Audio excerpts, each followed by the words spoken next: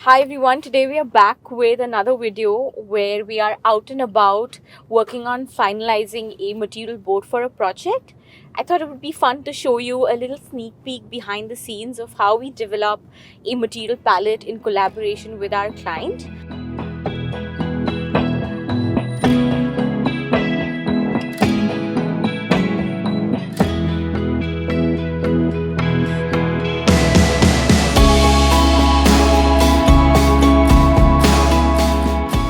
So we are heading for a client meeting right now, which is to close on the material board for a project. And this project is in Kandivli here in Mumbai, and it is a Jodi flat, which is two 1 BHKs merged to create a 2 BHK. Here's the initial plan of the house: 2 separate living rooms, 2 bedrooms, and individual kitchens for each flat. The builder provided our clients with the option of not building the common wall between the 2 flats. And so, upon possession of the 2 apartments, the common wall between them was absent. Our clients wanted to keep the kitchen from the left apartment and convert the other kitchen into a study room. However, the kitchen space being cramped was quite a big concern for our client's family. Our proposed plan involved demolishing the wall between the kitchen and the living room, the powder room walls, as well as removing the wall between the second bedroom and the living room. Building new walls in line with this existing wall, creating a clean rectangular area for the living space. Removing the powder room allowed for a larger kitchen closer to the dining area. We also outlined plans for bedroom 1, bedroom 2 with a platform bed, followed by the study room.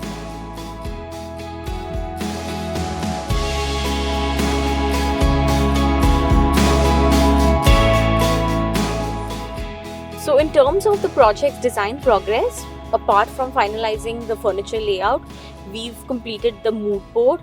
We've also sketched out elevations and provided electrical drawings and false ceiling layouts.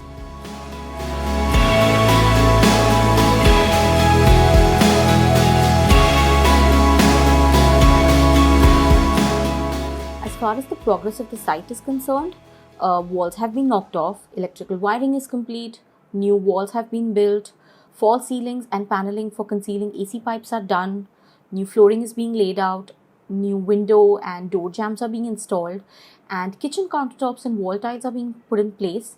So in short, there's a lot happening at site.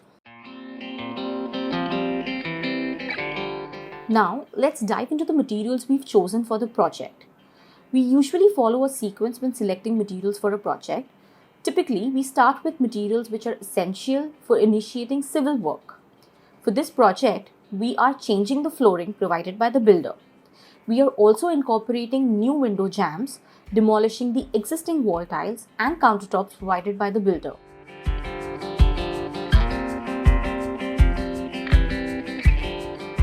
For this project, we've already selected initial materials to kickstart the civil work. The floor tiles for the entire flat have been chosen, along with materials for window jambs and the door jambs. During the initial design phase, our clients were certain about using stone door jambs instead of conventional wood frames for all the doors, excluding the main door. We aimed to avoid an excess of various stone shades in the space, leading us to use the same slab selected for the window jambs as the material for the door jambs as well. Additionally, specific materials for the kitchen, like the white engineered quartz for the countertop and white subway tiles for the backsplash, have been selected. So I'm actually bringing along the first set of materials that we selected with our client because having a reference is very essential to select the next set of materials. Let me show you the kitchen backsplash tile we selected. If you take a closer look, you'll notice undulations on the surface. I absolutely love the waviness of these kitchen subway tiles. They are made in Spain, and what sets them apart is that each tile in one set has a unique undulation, creating sort of an organic look when laid side by side. Interestingly, when we were in the tile shop, we did have the choice between two sets of subway tiles. Both were white, both were coincidentally of the same size, both had the similar kind of wavy texture. However, one set were these Spanish tiles, which had a different sort of a wavy texture on separate tiles within a box, whereas the other set were these locally made tiles with the same sort of waviness on every tile in the box. Now, despite the additional cost on these Spanish tiles, I strongly recommended that our client opt for these Spanish tiles because choosing the cheaper alternative would have resulted in a very repetitive pattern with the same sort of waviness on every tile, and it wouldn't have looked as visually appealing. And on pointing this out, our client could make out the difference as shown on display in the tile shop, and our client ended up buying these Spanish tiles. So the bottom line is that it's amazing how attention to such a minute detail can really enhance the design in a very subtle yet significant way. The next set of materials that need to be selected are the finishes for all the doors and the windows. Typically for doors, numerous options such as veneer, laminates, PU, etc. exist. However, for this project, the clients have chosen a laminate finish for all the doors. As far as the windows are concerned, they plan to retain the windows provided by the developer. Now, once the first two sets of materials are selected, we gain a very clear idea of the primary material palette for the entire shell of the house. This in turn helps us to choose the third set of materials, which includes the finishes of the kitchen cabinetry or the finishes of the wardrobe and other storage cabinets in the space, followed by finer materials like metal accents or furnishings, decor, etc. Anyway, let me provide some context on how we approach the selection of door laminates for this project. As I mentioned earlier, all doors except the main door have a grey jamb stone around them. Now in this project, there are two types of doors, wood doors and light warm grey doors. And let me explain you how we've reached this decision. If you look at the plan, a series of tall storage units flanks the main door. Now since the living room is compact, we wanted the tall units to feel light and less conspicuous, blending in with the walls around it. Which is why we opted for a light warm grey finish laminate on them so that these storage cabinets don't feel as heavy. And that way the main door in the wood finish laminate will sort of contrast and stand out against the light grey tall units flanking it on either side.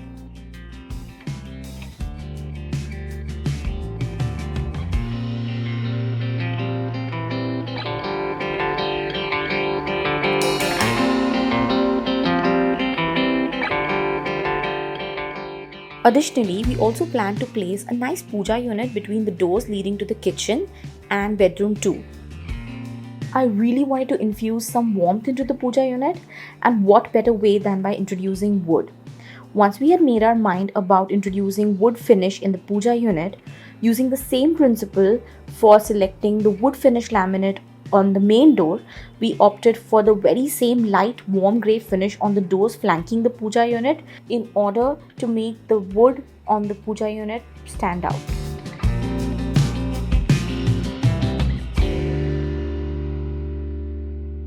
I came up with another quirky suggestion for these two doors. While the door shutters are a light warm grey externally, I insisted that it should be a wood finish laminate on the internal side of both of these doors.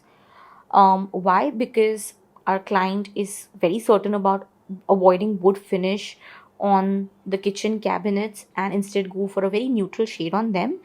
And given that the countertop is white, backsplash is also white, and the flooring is grey, with the addition of the neutral colored cabinetry, in my opinion, the kitchen could feel very cold.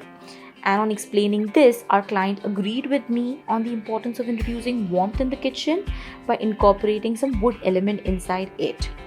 And this decision led us to introduce wood finished laminate on the internal side of both of these doors. Bedroom 1 door will match the kitchen door with a wood finish laminate, extending this decision to the toilet doors as well. Introducing wood through the doors will bring the much needed warmth into the kitchen, and that's how we narrowed down the two types of door finishes for the doors in this project. As for the tone of the wood, considering that the space is compact, we deliberately decided on going light with our wood tones across all the wood elements in the project, and hence decided on using a lighter tone of wood like oak for all the wood finish doors, and I think that the oak wood tone works quite well with the grey floors too.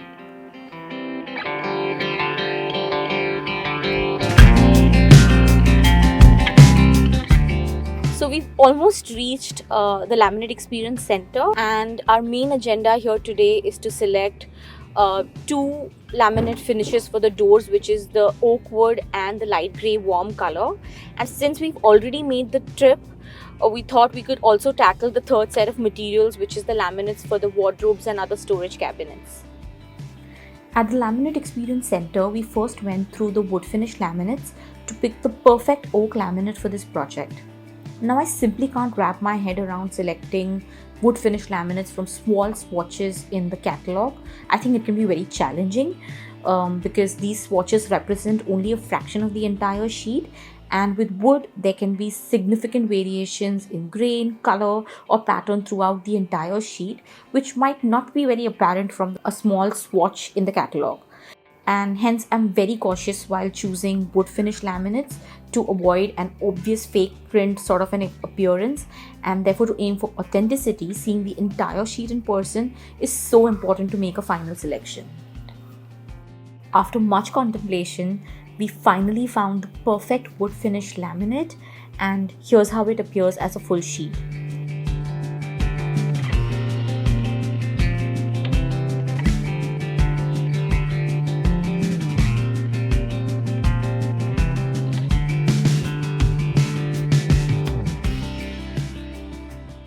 For the grey laminate for the other set of doors, we both absolutely fell in love with this particular shade of grey. And while selecting greys, I always opt for a warm tone, and the one we chose has such a lovely warmth to it. Now we've only briefly brushed upon the idea of using gold metal accents throughout the project, and in my opinion, this particular laminate would complement gold hardware beautifully.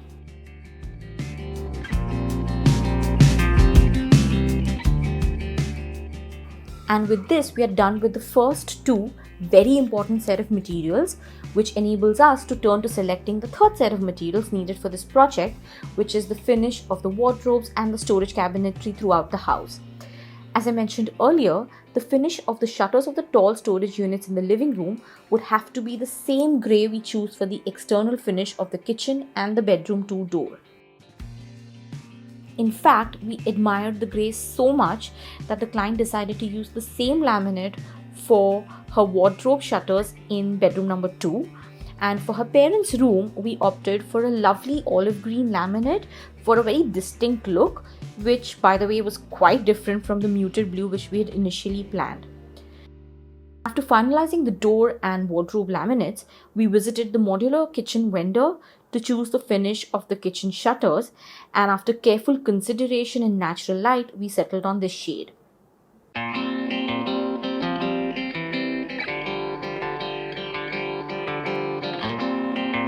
In conclusion, understanding the materials for the flooring, the door and the window openings is crucial as they define the primary materials shaping the appearance of the entire house.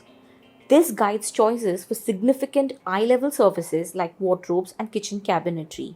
And once these are established, finer details such as furniture upholstery, decor and decorative lighting come into play, completing the overall design.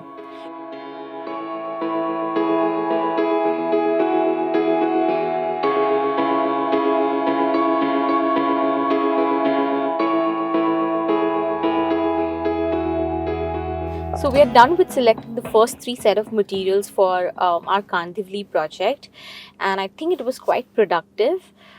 It's very crucial to scout the current market and explore the possibilities of what's really out there, because when you're dealing with a full-on project involving major renovation like this one, I'm not a big fan of doing 3D renders in the beginning and letting that dictate the design.